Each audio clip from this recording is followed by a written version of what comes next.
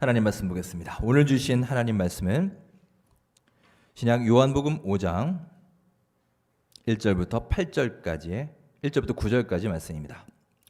신약 150페이지에 있습니다. 요한복음 5장 1절부터 9절까지의 말씀입니다.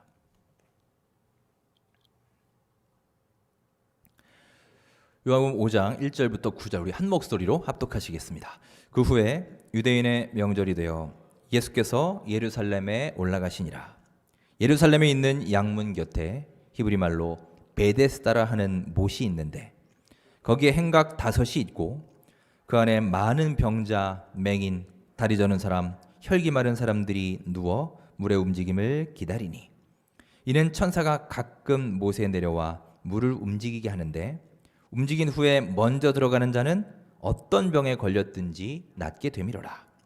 거기 38회 된 병자가 있더라. 예수께서 그 누운 것을 보시고 병이 벌써 오래된 줄 아시고 이르시니 내가 낫고자 하느냐. 병자가 대답하되 주여 물이 움직일 때에 나를 못에 넣어주는 사람이 없어 내가 가는 동안에 다른 사람이 먼저 내려가니이다. 예수께서 이르시되 일어나 네 자리를 들고 걸어가라 하시니 그 사람이 곧 나아서 자리를 들고 걸어가니라. 이날은 안식일이니. 아멘. 여러분 반갑습니다. 우리 한 주간도 주님 은혜와 사랑 가운데 평안하셨습니까? 어느덧 6월의 마지막 주일이 됐습니다. 한 해의 절반이 또 이렇게 지나갑니다. 특별히 올 상반기는 코로나로 인해서 더 정신없이 이렇게 바쁘게 지나간 6개월인 것 같습니다. 주중에 공지를 받으셨겠지만 오늘까지 온라인 예배로 드리고 우리 다음 주일 하반기의 첫 주일부터는 현장 예배와 실시간 온라인 예배를 병행해서 드릴 예정입니다. 요즘 사실 교회 오는 것이 쉽지 않으시죠, 여러분? 저도 여러분과 통화하고 얘기를 나누면서 이렇게 듣는 얘기들이 있습니다. 요즘에는 직장에서도 교회에 가지 말라고 아예 대놓고 얘기한다고 하죠. 그렇게 교회 오는 것도 이제 눈치를 보면서 와야 되고요. 아파트에서도 저 집 교회 다니는 집이다 이렇게 알려지게 되면은 벌써 동네 사람들이 안 좋은 시선으로 본다고 합니다. 여러분들이 하신 얘기예요. 제가 아는 한 목사님은 얼마 전에 식당에 가셨어요. 주인 아저씨가 참 친절하게 인사도 해주시고 주문도 받으셨는데요. 이제 음식이 나오고 식사 기도를 하잖아요. 기도를 딱 하고 눈을 떴더니 그분 표정이 싹 바뀌더랍니다. 그러니까 이 교회 다니는 사람에 대한 반감이 이제 그렇게 큰 것을 볼 수가 있습니다. 참 교회 오는 것도 어렵고요. 또 가정에서 온라인 예배를 드리면서 이 믿음을 지켜나가는 것도 사실 쉽지 않습니다. 벌써 몇몇 분이 말씀하시더군요. 어떤 분은 온라인 예배 도저히 적응이 안 돼요 하시는 분도 계시고 또 어떤 분은 반대로 요즘 제가 온라인 예배에 너무 잘 적응이 되는데 그래서 걱정입니다. 이게 좋은 건지 모르겠어요. 이렇게 말씀도 하세요. 자, 여러분 온라인 예배 자체가 문제이겠습니까? 우리가 예배를 그렇게 잘 드릴 수 있다면 온전히 드릴 수 있다면 그것도 이 시대의 좋은 방법일 것입니다. 다만 이 예배의 특성상 더 많은 노력과 철저한 자기관리가 없으면 온전한 예배를 드리기가 쉽지 않음을 여러분 느끼실 겁니다. 자, 현장 예배이든 온라인 예배이든 우리 모두의 마음의 준비와 정성이 있어야 보다 온전하고 은혜로운 예배가 될 수 있을 줄 믿습니다. 오늘 예배도 그런 은혜로운 예배가 되기를 바라며 우리 함께 예배하시는 분들과 인사 나누겠습니다. 반갑습니다. 은혜 예배 되시기 바랍니다. 함께 인사할까요? 예배를 통해 주님의 은혜를 누리시기 바랍니다. 요즘에 저희 아이들하고 광교 호수로 운동을 자주 갑니다. 오늘따라 또 지금 뒤에 와 있네요. 저는 올 줄 몰랐는데요.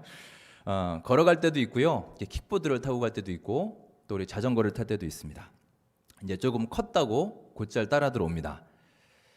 그렇게 몇 번 하더니만 지난 주 중에는 같이 운동 가자 그랬더니 안 간대요. 그래서 왜 안 가? 아빠랑 같이 운동하러 가자 그랬더니 작은 애가 하는 얘기가 피곤해서 못 가겠답니다.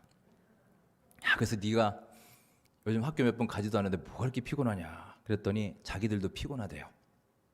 그러니까 학교는 안 가도 온라인 수업도 들어야 되고요. 뭐 숙제도 해야 되고 뭐도 또 배워야 되고 TV도 봐야 되고 놀기도 해야 되고 바쁘다는 거예요. 그래서 밤에 보면 실제로 정말 피곤한 애들처럼 아주 고운하게 코까지 골면서 이렇게 잘 자곤 합니다. 우리 현대인의 정서를 요약하는 두 개의 단어가 있는데 바로 우울과 피로입니다. 우울과 피로. 정말 요즘에는 많이들 우울해 보이고 다들 지쳐 보입니다. 길거리에 봐도요. 그래도 옛날에는 까르르 웃는 소리도 들리고 이렇게 웃는 표정도 볼 수가 있었는데요. 요즘에는 도통 그런 걸 볼 수가 없어요. 이렇게 생기발랄한 생기가 느껴지는 사람도 별로 보기 어려운 것 같습니다. 어른은 어른대로, 아이들은 아이들대로 그냥 얼굴만 딱 봐도 나 너무 힘들다, 너무 지쳐있다, 쉬고 싶다, 우울하다 이렇게 쓰여 있는 것 같습니다. 이것은 꼭 일이 많아서만도 아닐 것입니다. 여러분 요즘 코로나 때문에 오히려 일의 양은 좀 줄지 않았나요? 하지만 여러분 일의 양이 줄었다고 하더라도 그렇다고 여러분 안 피곤하신가요? 여전히 우리는 지쳐 있습니다. 불확실한 미래에 대한 불안함으로 피로하고요. 정말 열심히 살지 않으면 이 사회에서 도태되겠구나, 낙오되겠구나, 이 위기의식으로 피곤합니다. 또 당장 눈앞에 닥친 문제들이 있죠. 물질의 문제, 우리 자녀들 문제, 취업 문제, 진학 문제, 결혼 문제, 건강 문제, 수많은 현실적인 문제들이 산적해 있습니다. 이 문제들 앞에 피로감을 느끼고 또 내 뜻대로 뭔가 잘 되지 않음에 짜증도 나고 우울해지고 이런 생활의 반복인 것 같습니다. 자, 그렇다면 여러분 지금 이런 현실에서 과연 우리가 쉴 곳은 어디일까요? 우리는 어디에서 진정한 이 참된 안식과 쉼을 얻을 수 있겠습니까? 오늘 보면 요한복음 5장은 유대인의 명절 이야기로 시작을 하고 있습니다. 이 명절이 정확히 무슨 명절인지는 나와 있지 않아요. 주석을 봐도 어떤 책에는 뭐 초막절이라고도 하고 어떤 데는 유월절이라고도 하고 또 어떤 데는 뭐 불임절이다라고도 합니다. 대체적으로 구약 에스더서에 나오는 그 불임절이라고 있죠. 그 부르라고 하는 주사위를 던진 데서 나오는 그 불임절, 그 절기로 보고 있습니다. 여하간 유대인의 큰 명절이었습니다. 이 절기를 맞아서 팔레스타인뿐만이 아니라 세계 각처에 있는 유대인들이 다 예루살렘으로 몰려들었습니다. 아주 화려한 축제의 날이었습니다. 기쁜 날이었습니다. 그런데 이 축제의 날의 이면에는 정말 비참하고 어두운 면이 숨겨져 있었습니다. 자, 우리 2절과 3절을 읽으면서 어떤 면이 숨겨져 있었는지 그 부분을 살펴보겠습니다. 2절, 3절 우리 한 목소리로 읽겠습니다. 예루살렘에 있는 양문 곁에 히브리 말로 베데스다라 하는 못이 있는데 거기 행각 5이 있고 그 안에 많은 병자, 맹인, 다리 저는 사람, 혈기 마른 사람들이 누워 물의 움직임을 기다리니. 아멘. 이 말씀은요, 예루살렘의 또 다른 얼굴을 보여주고 있습니다. 즉 이곳은 기쁨과 축제의 장소이기도 했지만 동시에 누군가에게는요 정말로 암울하고 우울한 장소였던 것입니다. 3절을 보십시오. 여기에는 온갖 병자들, 온갖 아픈 사람들이 다 모여 있습니다. 이들은요 옆에서 그 많은 사람들이 웃고 즐기고 축제를 열고 있음에도 전혀 그 축제를 즐길 수 없는 사람들이에요. 그야말로 소외된 사람들입니다. 그들에게 이런 명절은 사치나 다름이 없습니다. 오히려 이런 날이 되면 더 비참한 상황에 놓일 뿐이에요. 자, 이 기쁜 축제의 도시 예루살렘은 그들에게 아무것도 해줄 수가 없었습니다. 그림의 떡에 불과한 것입니다. 따라서 이 불쌍한 사람들, 이 소외된 사람들이 무엇을 의지하기 시작했느냐? 그들도 뭔가 통로가 있어야 될 거 아닙니까? 그들은 뭘 바라보았느냐? 바로 미신이었단 말입니다. 베데스다 연못이라는 이 신화 같은 얘기에 그들이 귀를 기울이기 시작했습니다. 여러분, 이것이 바로 화려한 축제의 도시이며 예외와 성전의 거룩한 도시였던 예루살렘의 두 얼굴이에요. 예루살렘의 민낯이 이렇게 드러나게 됩니다. 여러분, 이렇게 말씀의 진리와 능력이 사라진 곳에는요, 무언가 거짓된 환상을 심어주고 사람들을 현혹시키는 이런 미신이나 이단과 같은 가짜들이 판을 치게 되는 것입니다. 그래서 그것이 어느새 우리의 삶 속에 들어와요. 내 마음속에 있어야 될 믿음과 말씀의 자리를 이것들이 밀쳐내버리고요, 우리 인간의 불안함을 숙주 삼아서 그것이 내 속에 자리 잡기 시작하는 겁니다. 아주 심각한 부분입니다. 여러분, 지금 우리 삶을 한번 돌아보십시오. 우리는 지금 영적으로 충만합니까? 여러분은 요즘 어떠십니까? 제가 보기에는 지금 수많은 이 땅의 그리스도인들이 영적 허함을 느끼고 있는 것 같습니다. 영적으로 허기져 있어요. 공허합니다. 충족되지 않는 빈자리가 있어요. 그래서 너무 답답한데 그렇다고 마땅한 방법도 없고요, 뭔가 그렇다고 이것을 체험받기 위해 치열하게 노력을 하고 있지도 않아요. 여러분, 코로나 이전과 한번 비교해 보십시오. 우리 신앙생활이 어떤가요? 교회에 잘 모이지 못합니다. 그러면 집에서 말씀 보는 시간이 좀 더 늘어나야 할 텐데, 여러분 말씀 보는 시간이 더 늘었나요? 오히려 더 줄어들었나요? 삶이 힘듭니다.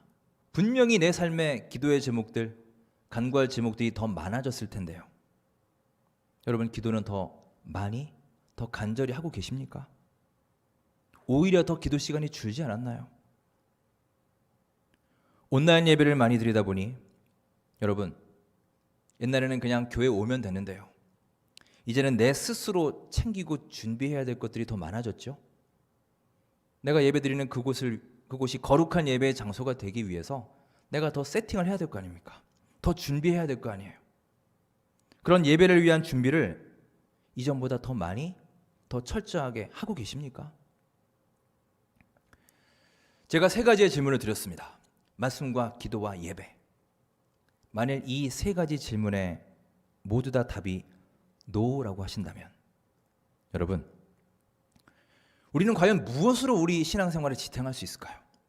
말씀도 아니고 기도도 아니고 예배도 아니라면 지금 이 공허한 마음을, 이 영적인 빈자리를 우리가 어떻게 채울 수 있을까요?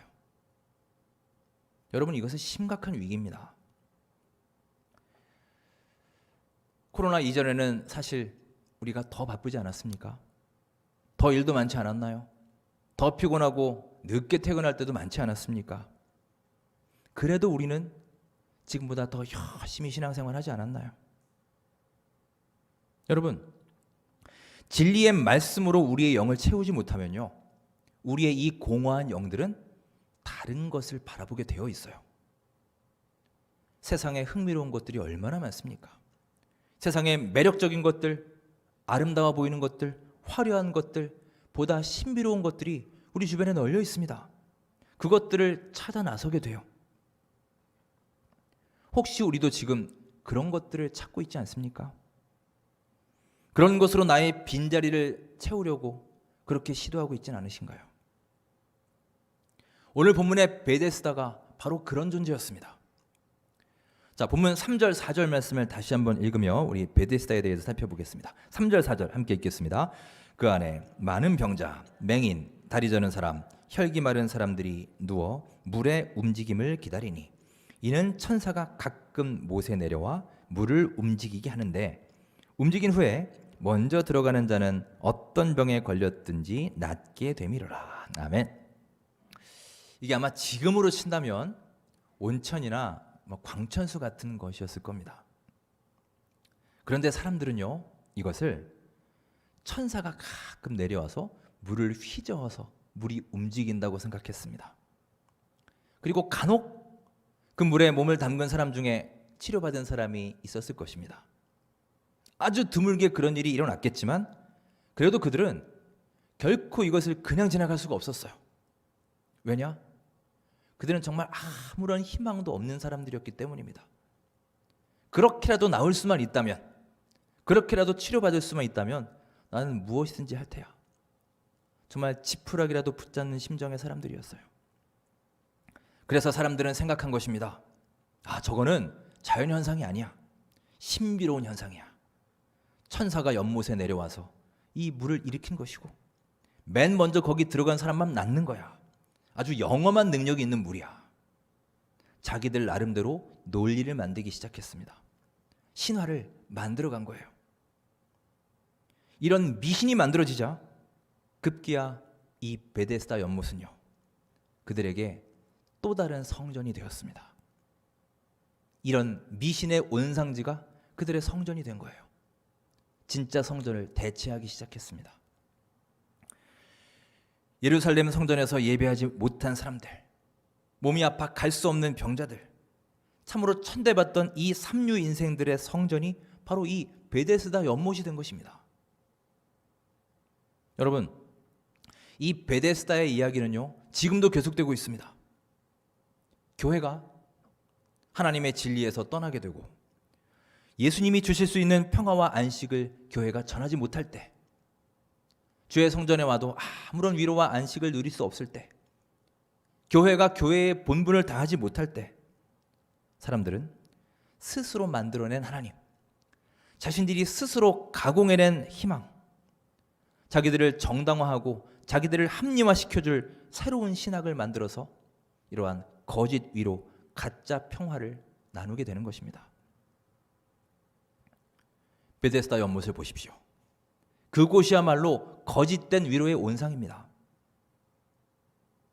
자, 여러분, 물이 움직일 때 제일 먼저 달려든 사람만 병이 낫는다. 여러분, 과연 이것이 공평합니까? 불공평합니까? 언뜻 보면 참 공평해 보입니다. 신분 상관없이, 남녀노소 관계없이 무조건 제일 먼저 들어가는 사람은 치료받는다. 이 똑같은 룰에 의해서 기회가 공평하게 주어지는 것 같습니다. 하지만 여러분, 실제로는 어떤가요? 가장 먼저 몸을 잽싸게 움직여서 그 물에 뛰어갈 수 있는 상태가 되는 사람, 아니면 그런 조력자가 있는 사람, 가령 그 사람을 번쩍 안아서 빨리 가서 물에 담궈줄 수 있는 그런 조력자가 있는 사람에게만 기회가 주어지는 거예요. 그렇지 않은 사람은 영영 기회를 받을 수가 없습니다. 어쩌면 가장 불공평하고 가장 차별적인 공간이 이 베데스다였던 것입니다. 베데스다라는 말의 뜻은 자비의 집이라는 뜻입니다. 여러분, 히브리어로 벳이라는 말이 집이에요. 그래서 베델이라는 지명이 있죠. 이게 하나님의 집이라는 뜻이고요. 베들레헴은 떡집이라는 뜻입니다. 베데스다, 자비의 집입니다. 평소에는 아마도 이 이름처럼 자비의 집이 되었을 것입니다. 각종 병자들, 눈먼 자들, 다리 저는 자들, 혈기 마른 자들이 같이 누워서 서로 위로의 말을 주고받지 않았을까요? 아마 동병상련을 느꼈을 것입니다. 하지만 여러분, 정작 그때가 되면 어떨까요? 천사가 내려와서 가끔씩 물을 휘젓는다는 그때, 그 가끔이 되면 어떨까요? 그때도 과연 자비의 집이 될 수 있을까요? 아마도 그때가 되면 살벌할 것입니다. 서로 먼저 들어가려고 발버둥치고 밀치고 땡기고 밟고 넘어뜨리고 1등이 되어야만 하는 그런 비정한 연못이 되어버리는 거예요. 그런데 더 안타까운 것은요, 그럼에도 그들은 거기를 떠날 수 없다는 것입니다. 왜냐? 다른 방법이 없거든요. 희망을 온전히 가질 수도 없고요, 그렇다고 희망을 포기할 수도 없는 상황입니다. 이런 잔인한 희망 고문이 매일매일 이어지고 있는 거예요. 그래서 이름은 자비의 집이지만 실제로는 가장 무자비한 집이 바로 이 베데스다였던 것입니다. 자, 이제 본문은 초점을 좀 바꿉니다. 그래서 이 많은 병자들 중에 한 사람에게 초점을 맞춥니다. 5절에 보시면 거기 38회 된 환자, 38년 된 병자가 있다고 합니다. 아마도 그는 거기 있던 병자들 중에서 가장 가망 없는 사람이었을 거예요. 미래가 없는 사람이에요. 물에 제일 먼저 들어갈 수 없는 사람입니다. 무려 40년 가까이 그 연못에 들어가는데 실패했던 사람입니다. 얼마나 많이 절망했을까요? 게다가 그에게는 미래도 없습니다. 다음번에는 그가 들어갈 수 있을까요? 어려울 겁니다. 아마 불가능할 것입니다. 또 38년이 주어진다고 해도 아마 아무런 가능성을 볼 수 없는 그야말로 암울하고 답답한 상황이에요. 여러분, 오늘 이 38년 된 병자가 의미하는 것이 무엇일까요? 그는요, 참으로 예수님이 없으면 아무것도 할 수 없는, 예수님이 계시지 않으면 아무것도 할 수 없는 우리 인간의 나약한 모습을 의미하고 있습니다. 우리 모습이에요. 여러분, 이번 코로나 사태를 보면서 우리는 여러 가지 깨닫지 않습니까? 그 여러 가지 깨달음 중에 하나가 바로 우리 인간이 얼마나 무력한 존재인지를 느끼고 있지 않나요? 우리나라도 지금 열심히 백방으로 노력하고 뛰어다니고 있지만 아직도 해결이 되지 않죠? 앞으로도 어떻게 해야 될지 막막한 상황입니다. 세계 최대 규모의 도시로 자랑하고 교만이 하늘을 찌르던 미국의 뉴욕이나 LA 같은 도시를 보십시오. 그 어마어마한 도시가 불과 하루아침에 셧다운이 되고 경제가 마비되고 사재기가 일어나고 주가는 폭락하고 그야말로 유령 도시가 되지 않았습니까? 우리 인간의 능력은 정말로 제한적인 것입니다. 지금 전 세계가 영적으로 이런 위기에 놓여 있습니다.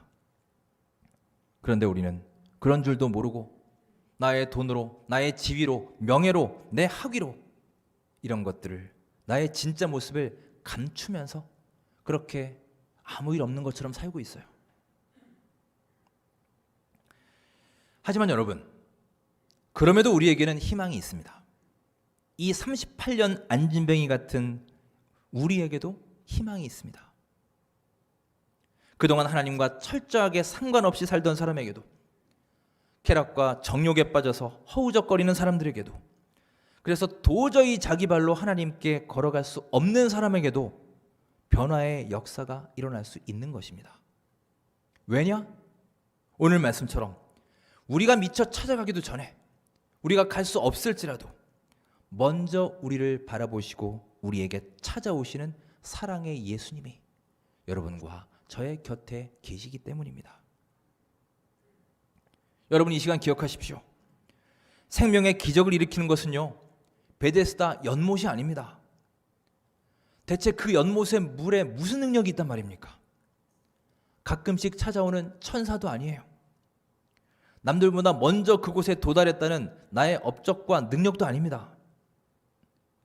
지금도 아무런 가망 없는, 나같이 보잘것없는 한 사람에게도 변함없는 사랑과 관심을 베푸시는 우리 주 예수 그리스도가 이 시대의 진정한 베데스다임을 믿으시기 바랍니다. 자, 우리 이어서 6절 말씀을 함께 읽겠습니다. 6절 말씀입니다. 시작.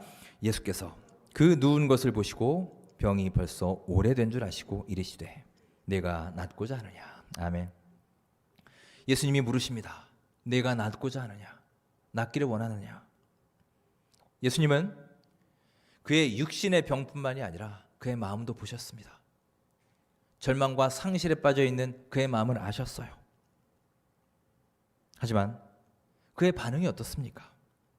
아직도 그 사람은 진짜 중요한 게 뭔지 모르고 있습니다. 예수님이 정말 주고 싶으셨던 것이 뭔지, 지금 자기에게 진짜로 필요한 것이 무엇인지 아직도 모르고 있어요. 그래서 그는 뭐라고 합니까? 자, 7절을 함께 읽으며 그가 뭐라고 하는지 보겠습니다. 시작.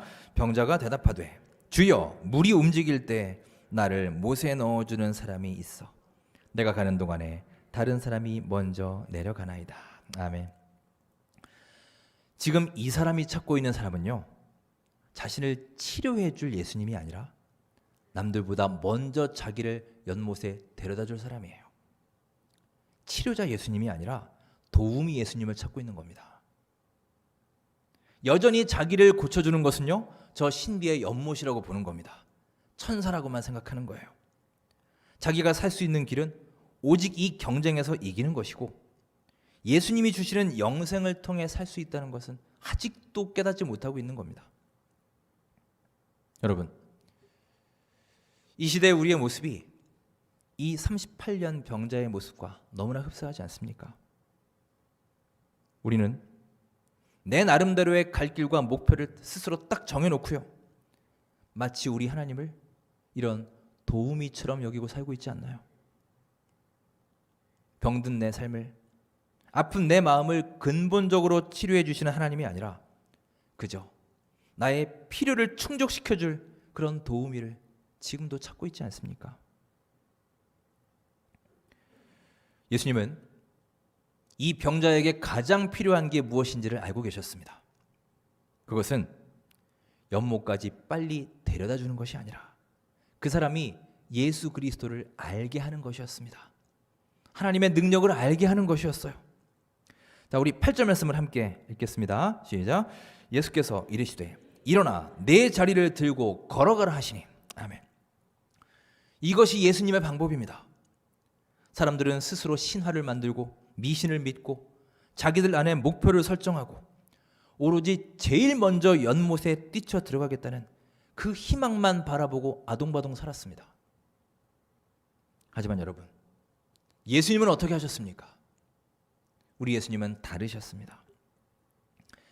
베데스다에 모여있는 그 수많은 사람들, 그들이 한 번도 생각해 보지도 않았던 방법, 아니 자신들은 그런 은혜를 받을 만한 자격도 없다고 생각했던 그 치유의 기적을 바로 그 자리에서 말씀 하나로 체험할 수 있도록 해주셨습니다.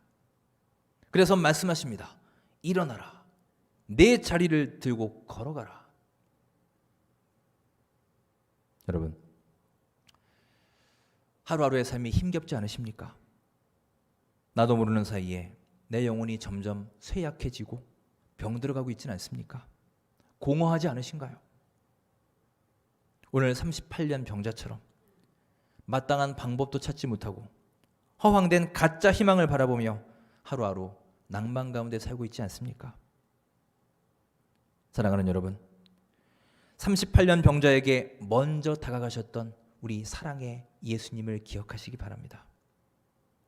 내가 가지 못할지라도, 내가 갈 능력이 안 될지라도, 내가 갈 자격이 없을지라도 우리 예수님은 여러분과 저에게 먼저 다가오셔서 우리를 일으켜 주시고 사랑의 치료의 손길을 베풀어 주실 줄 믿습니다.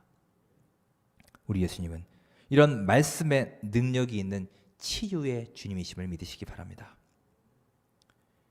이제는 이러한 세상의 허황된 목표, 베데스다의 신화와 미신을 따르는 것이 아니라 나같이 부족한 한 사람에게도 한없는 사랑을 베푸시는 진정한 자비의 집, 베데스다, 우리 예수님의 손을 붙잡으시고 다시금 일어설 수 있는 우리 모두의 승리의 삶이 될 수 있기를 주의 이름으로 축원합니다.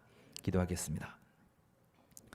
은혜의 하나님, 부족한 저희들을 사랑으로 대해 주시며 담대함과 용기를 주심에 감사를 드립니다. 주님이 없으면 아무것도 할 수 없는 너무나 약한 존재임을 고백합니다. 말씀의 능력으로 우리를 채워주시고 흔들리지 않는 견실한 신앙으로 인도해 주옵소서. 진정한 자비의 집 베데스다 같으시는 우리 예수님의 능력의 손을 붙잡아 공허하고 힘겨운 우리의 심령이 채워지게 하옵시고 치료하여 주시옵소서. 예수님의 이름으로 감사하며 기도드립니다. 아멘.